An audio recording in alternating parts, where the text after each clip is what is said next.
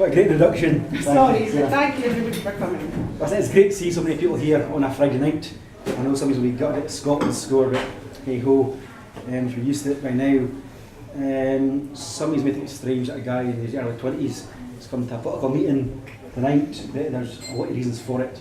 I am still involved in politics, where a year on almost from this point in independence vote, and not one single promise from the unionist parties has been kept.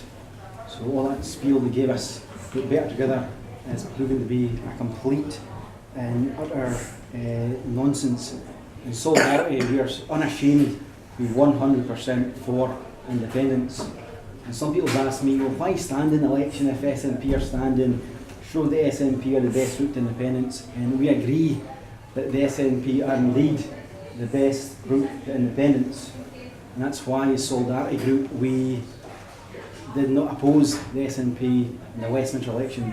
We made the decision that as many votes as possible to get the unionist parties out of Westminster, out of Scotland. So that's why Solidarity never stood in the Westminster elections, but in the Scottish election there's something quite different.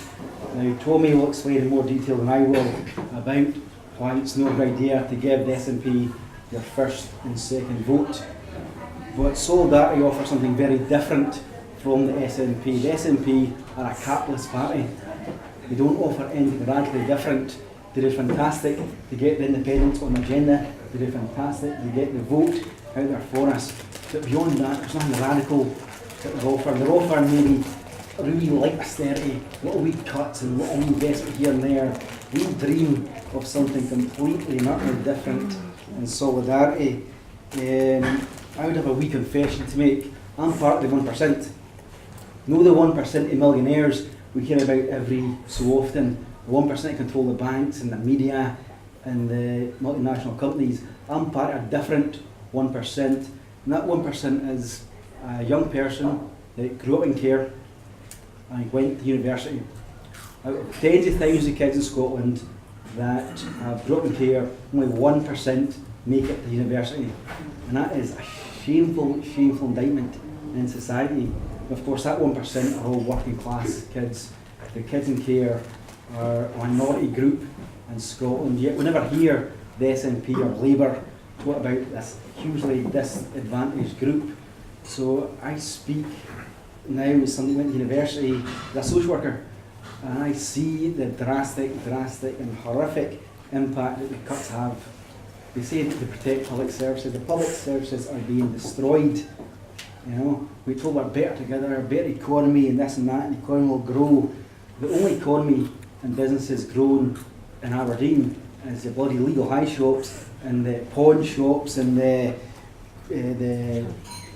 charity shops and the, you know, sell your clothes. You get shops in Aberdeen, you sell your clothes, you get £1 for a kilo. That's the industry that has grown in Aberdeen. We're not really proud of that. I hope to help today create a local branch in Solidarity so we fight for something very, very different. Again, we're told, oh, there's no money. You know, we're going through a lean period of time. If I read the papers last week, George Osborne's promised in our 500 Mr. Chairman says drinks all round.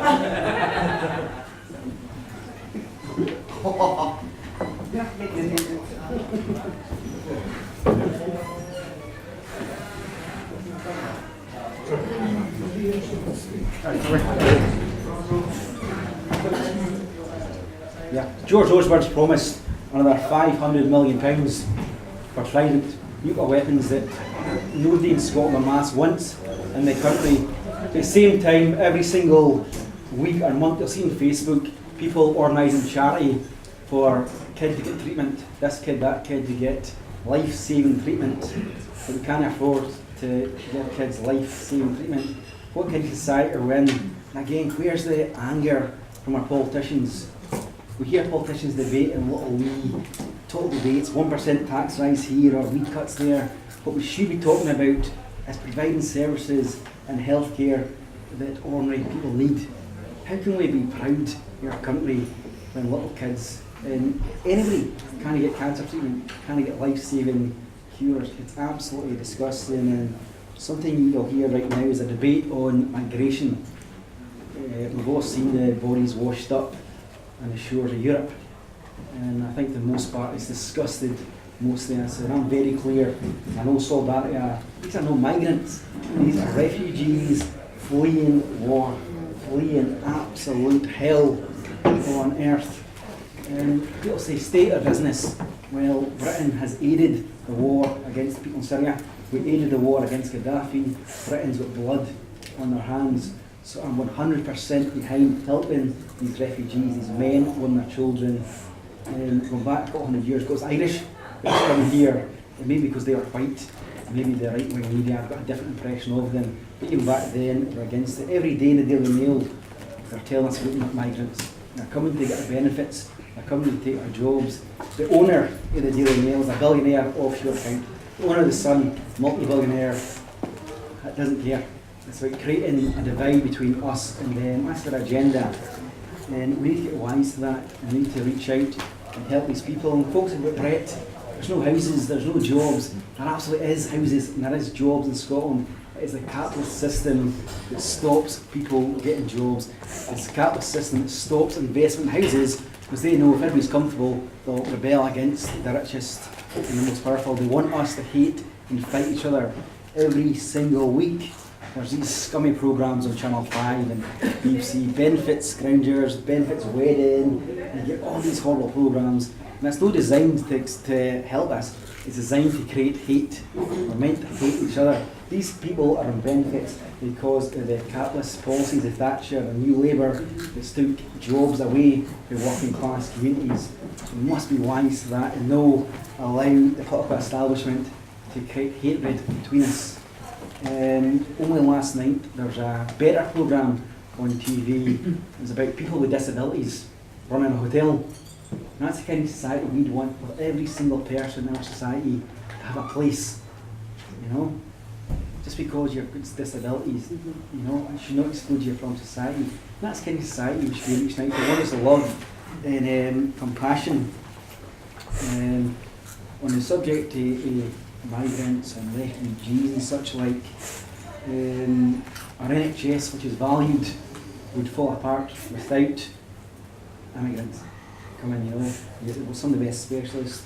About 3 years ago now, I was in a hospital bed, I had life-threatening surgery. If it wasn't for the migrants, and it wasn't for the people who come here to work, I probably wouldn't be sitting here now.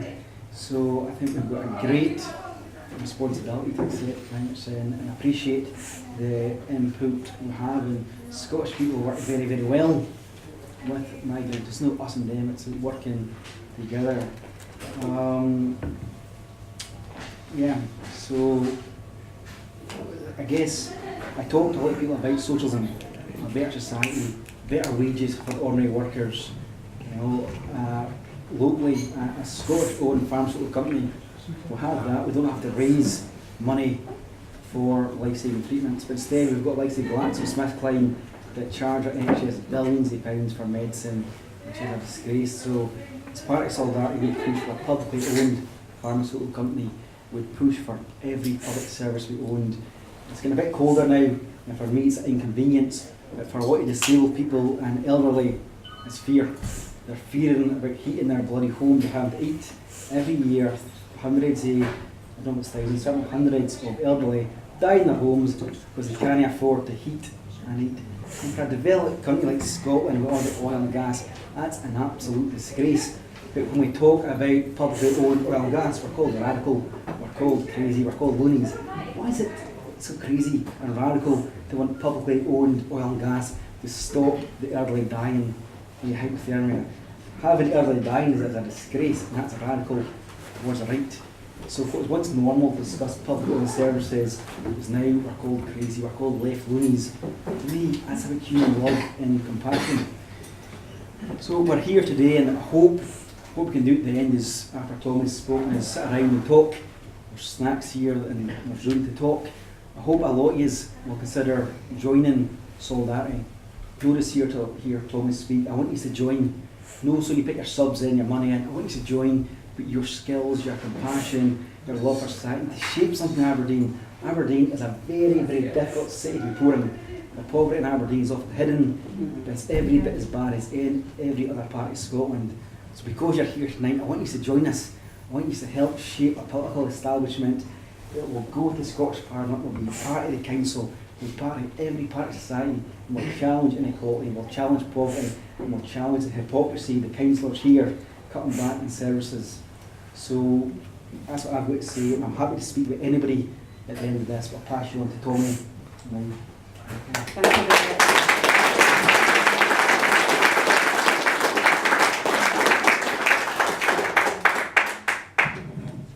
Hi everybody, thanks very much. As Brett has said, Friday night it might not be the first choice to come to a political meeting, but many of you have decided to make that choice, and I appreciate that. I've got to say just at the outset, Sarah needs some congratulations. This is the first time she's ever done this. Sitting at a public stage.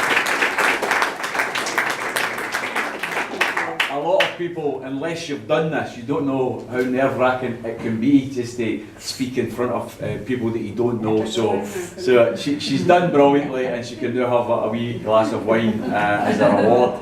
Can I also mention Brett, who I thought gave you an excellent contribution from the heart, somebody who's walked the walk and is therefore able to talk the talk.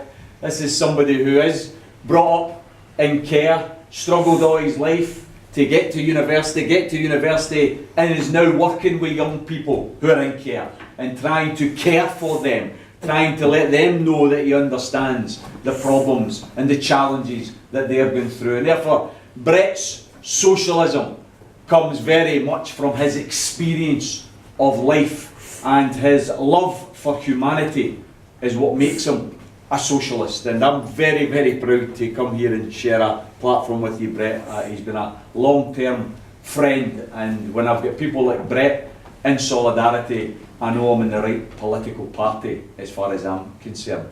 I also want to say just at the outset, and it is important, I think we get some principles laid out before I go on to talk about the things that I want to raise tonight. Solidarity is a pro-independence party. Solidarity is a socialist party. Solidarity is a party that believes in humanity. And therefore, Brett's asked you to consider joining us.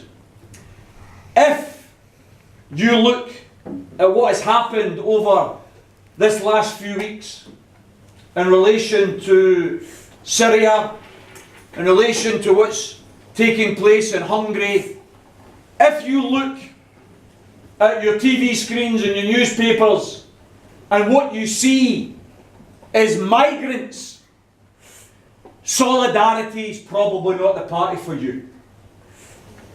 If you look at those individuals who are struggling to escape war-torn regions in order to save their children's lives, and when you look at those pictures, you see men, women and children, then solidarity is the party for you. We see these people as human beings. Our motto is regardless of colour, regardless of creed, regardless of religion, regardless of nationality, we are all part of one race. It's called the human race. And it's about time some of the politicians woke up to that reality. Instead of trying to blame those who are the victims of poverty, as we get from the UKIPs and the Tory parties of the world, who try and blame the victims for low pay, the victims for housing shortages, the victims for problems in our health service. Let's stop blaming the poor for the problems in society and start blaming those responsible. The rich, the bosses, the politicians, those are the ones that are responsible. Those are the ones that should be blamed, brothers and sisters. We believe fundamentally in solidarity, that there is absolutely no need whatsoever for austerity. Austerity. They tell us that it's the only show in town. They tell us that there is no alternative. A bit like Thatcher used to tell us in the 80s. Brothers and sisters, austerity is merely punishing the poor for the greed and the mistakes of the rich. That's what austerity is. And we in solidarity are standing in these elections next year on a policy platform that includes 5 main areas that I want to discuss with you tonight. 5 main areas that I hope will inspire you to say, I'm going to get involved with that. I agree with that and I'm going to fight for that. Number 1, as Brett has already said, we're a pro-independence party. What does that mean? That means not that we want independence so that we can change the colour of the flag that waves above the Aberdeen municipal buildings. We want independence so that we can change the level of pension that we're paying our pensioners, so that we can change the level of wage that we're paying our ordinary workers, so that we can change from investing in weapons of mass destruction and instead invest in essential health care for our children, so that we can invest in smaller class sizes and more teachers, so that every single child that goes to a school in Scotland gets the same chance as the rich can provide for their kids when they pay for private education for them. Why do we accept? Why do we accept it's alright for the Gordonstowns in the world, for all of the private schools to have average class sizes of 12 and 14, but we accept in our state schools 30 and 33? That's just unacceptable to us in a society as rich as ours. So independence for us, independence isn't an end in and of itself. Independence is a means to an end. It's a means to transforming Scotland. It's a means to realising the dream that we all have of another Scotland being possible. A Scotland that puts people before profit. A Scotland that spends its available cash not on tax cuts, not in investments in these abhorrent nuclear weapons, but in actually the most important resource we have in Scotland, our people. That's the most important resource, and that's what we believe independence can deliver. It can deliver us the opportunity to change society for the better. In other words, we see our chance of developing a socialist society through the prism of an independent Scotland. We think an independent Scotland will also encourage our brothers and sisters in England, our brothers and sisters in Wales. It will encourage them to also seek democracy for them, seek more control over the decisions which affect their lives as well. So we're going to be standing in the election next May. It's already there in our bones of our manifesto. We want a second referendum. That's what we're standing for. We want a mandate from the people of Scotland for a second referendum. Why? Because we think we were conned. We think we were lied to. We think we were bullied. We think we were cheated. When you had the British biased corporation telling us day in and day out that we weren't big enough, we weren't rich enough, we weren't smart enough, telling us day in and day out, oh, independence, you'll lose your pensions. Independence, Asda's going to leave. Independence, Tesco's going to leave. Independence, the Royal Bank of Scotland's going to leave. A lot of lies, but deliberately targeted at the elderly, and the elderly in particular, to create fear. Fear of the unknown. Fear of change. Many of the elderly, and you know them yourselves, many of the elderly thought in their heart of hearts, I'm not prepared to go for this because I'm worried that my standard of life is going to be taken from me. I'm worried that the security that I have is going to be taken from me. And who can blame them? Who can blame them for being worried? With all of the garbage that they were fed day in, day out. Every single time there was a story, it was always negative about the yes campaign, positive about the no campaign. The truth of the matter is, We were bullied by the British establishment, baring its teeth and its claws. They were determined to crush your dream. They were determined to tell us to go home and think again because we're no good enough. Brothers and sisters, despite all of that, we're going to have a rally on the 19th of September in George Square. Hope Over Fear is organising a big rally. We're going to George Square on the 19th of September, and I hope all of you will join us. And we're going there to do two things. We're going there to say loud and clear, we're still yes. That's why we're going to be there on the 19th of September. We're still yes.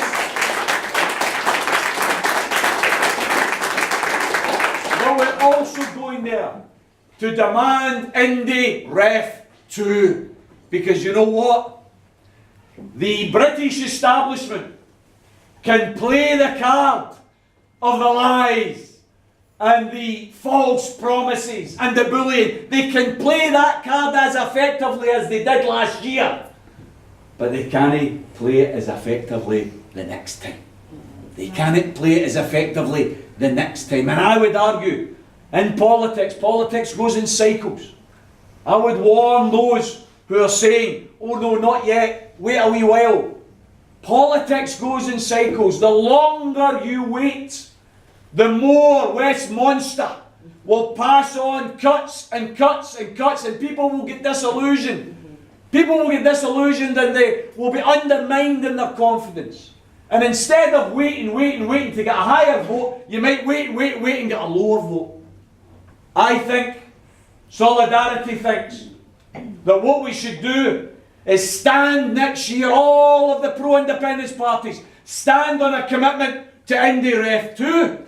And if we are elected, if the pro-independence parties form a majority in Holyrood next May, that's a mandate. That's a mandate. Not for 2017, the local elections, might have a European referendum. But in 2018, the calendar's clear. Let's get a mandate next year for 2018 for the Indie Ref 2. That's the position.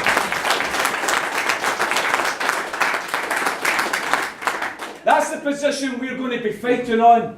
And I believe in my heart of hearts, brothers and sisters, we already have a majority for Yes Now. And we can build on that so that by the time we get to 2018, we'll not be talking about 53% as we were told in the poll the other day. We'll be talking about 60 and 63% as a minimum. You know, I remember sitting in the BBC studios in the Heart of the Beast on the 18th of September, sitting there with that absolute aberration, that oxymoron. Because how else can you describe a Labour Lord? That's an oxymoron, a Labour Lord. How can you have a Labour Lord?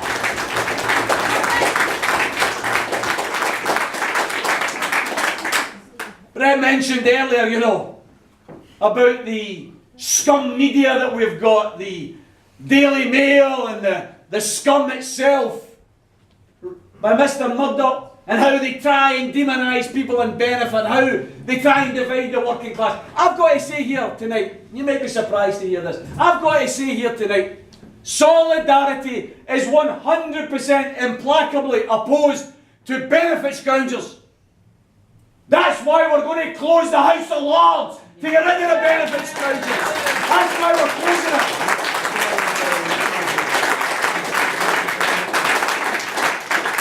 £300 a day they go and pick up, and then have the temerity to attack somebody who's trying to survive on £73 a week JSA. How dare they? How dare these people, representatives of the British establishment? I sat in that studio with that Lord John Reid, with his smirk in his face, and wee Glenn was sitting looking at the teleprinter. And he was about to speak to me, and he said, oh, wait a wee minute. Here's a tweet from Joanne Lament. And of course the tweet was, great victory for Scottish Labour tonight. And then Glenn came to me and I said, Glenn, Miss Lamont and all of the Labour Party hierarchy ought to go and look up the term Pyrrhic victory. Pyrrhic victory. It comes from a Greek general who, in the course of trying to execute a war, he expended so many of his troops to win one particular battle that he ended up losing the war. He lost so many troops in that one battle that he ended up losing the war. Brothers and sisters, Pyrrhic victory for Scottish Labour. They may have won the battle of the referendum, but they've lost the war for the hearts and the minds of the people of Scotland. That's the reality of what happened last year.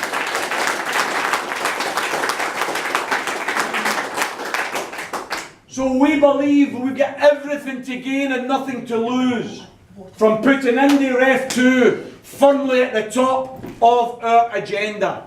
Right next to it, right next to that as a policy platform, is anti-austerity. You see, words can be effective.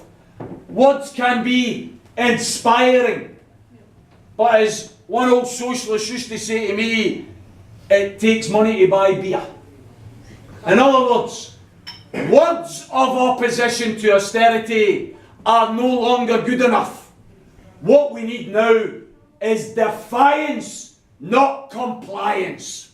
We've got to say to Westminster, we've got to say to that monster, you have no mandate in this country. You have absolutely no mandate whatsoever. So when they pass up reduced budgets to the Scottish Parliament, and the Scottish Parliament passes on reduced budgets to the 32 local authorities across Scotland, we've got to say loud and clear to the local authorities and to the Scottish Parliament, why on earth should we accept cuts to elderly care, cuts to home helps, cuts for music lessons for our kids in school, cuts in opportunities for young people leaving school and getting jobs with the local authorities? Why should we accept these cuts when there is no mandate for them whatsoever? We are saying loud and clear at this election next year, a vote for solidarity is a vote for needs budgets in every single local authority. Not cuts budgets, needs budgets. Set budgets based on what people require, the services that are required. And if there's a deficit, let's fight Westminster for the deficit.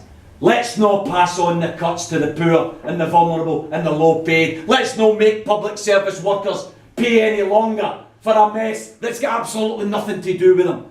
Think about this, folks. Think about it.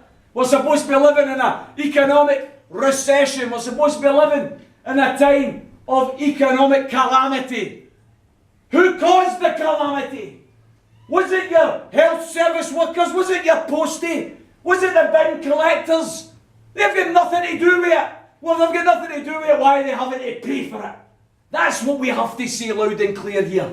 And when people say, but Tommy, you know, you want a minimum wage of £10 an hour. You want a wage that means that when somebody's working, they actually can afford to live.